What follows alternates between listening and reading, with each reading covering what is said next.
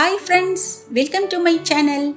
இன்னைக்கு நாம இந்த வீடியோல மனிதர்கள் சாப்பிடும் எந்தெந்த உணவுகளை பூனைகளுக்கும் கொடுக்கலாம் அப்படிங்கறத பத்தி பார்க்கலாம்.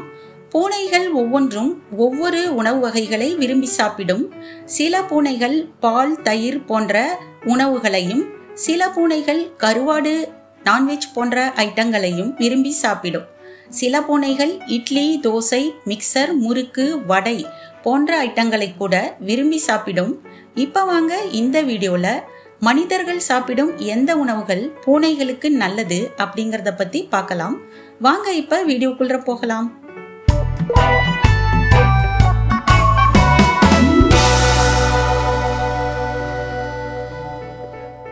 முதல் உணவு நான்வெஜ் ஐட்டம்ஸ்.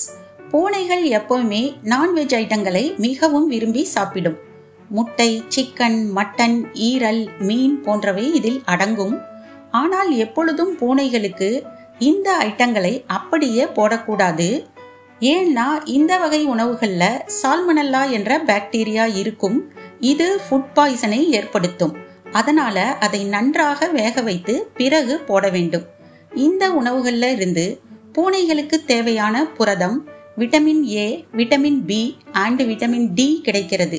மேலும் நாம சாப்பிட்ற மாதிரி இஞ்சி, பூண்டு, வெங்காயம் போன்றவற்றை எல்லாம் சேர்த்து சமைத்து கொடுக்க கூடாது. ஏன்னா இஞ்சி, பூண்டு, வெங்காயம் போன்ற உணவுகள் பூனைகளுக்கு ஒத்துக்கொள்ளாது. மேலும் நான்வெஜ் ஐட்டம்ஸ் போடக்குள்ள அதுல எலும்புகள் இல்லாதவாறு நல்லா செக் பண்ணிட்டு போடணும். இல்லைன்னா அந்த எலும்புகள் பூனைகளின் தொண்டையில் மாட்டிக்கொள்ள சான்சஸ் இருக்கு. இரண்டாவது உணவு பூசணிக்காய். பூனைகளுக்கு நாம் சாப்பிடும் பூசணிக்காய் மிகவும் சிறந்த உணவாகிறது. இதில் உள்ள நார் சத்து பூனைகளுக்கு ஏற்படும் மலச்சிக்கல் மற்றும் வயிறோட்டத்திற்கும் மருந்தாகிறது. மேலும் இதில் உள்ள வைட்டமின்ஸ் ஏ மற்றும் சி பூனைகளின் கண் பார்வைக்கும் நோய் எதிர்ப்பு சக்திக்கும் உதவுகின்றன. இந்த பூசணிக்காயை நீங்கள் வேக வைத்து பிசைந்து உங்கள் பூனைகளுக்கு கொடுக்கலாம். பூனைக்கு இந்த உணவு பிடித்து சாப்பிட ஆரம்பித்தால் இந்த உணவை நீங்கள் அடிக்கடி கொடுக்கலாம். மூன்றாவது உணவு சர்க்கரைவள்ளி கிழங்கு. சர்க்கரைவள்ளி கிழங்கை நன்றாக வேக வைத்து பிசைந்து அதில் எதுவும் சேர்க்காமல் பூனைகளுக்கு கொடுக்க வேண்டும். இதில் உள்ள பீட்டா கேரோட்டின் பூனைகளின் கண் பார்வைக்கு மிகவும் நல்லது. மேலும் இதில் உள்ள நார்சத்து ஜீரண சக்தியை மேம்படுத்தும் தன்மை கொண்டது. எனவே பூனைகளுக்கு இது ஜீரண சக்தியை மேம்படுத்துகிறது. நான்காவது உணவு கேரட். பூனைகளுக்கு பச்சை கேரட்டை நன்கு துருவி உணவாக கொடுக்கலாம். இதில் வைட்டமின் ஏ மற்றும் வேறு வைட்டமின்கள் உள்ளன. இதனால் அதன் கண் பார்வை நன்றாக இருக்கும். அது பச்சை கேரட்டை கடித்து சாப்பிடும் போது அதன் பற்களும் வலுப்பெறும். ஐந்தாவது உணவு வாழைப்பழம். வாழைப்பழத்தில் பொட்டாசியம் அதிக அளவில் உள்ளது. இது ஹார்ட் மற்றும் கிட்னி ஃபங்க்ஷனுக்கு மிகவும் உதவக்கூடியது.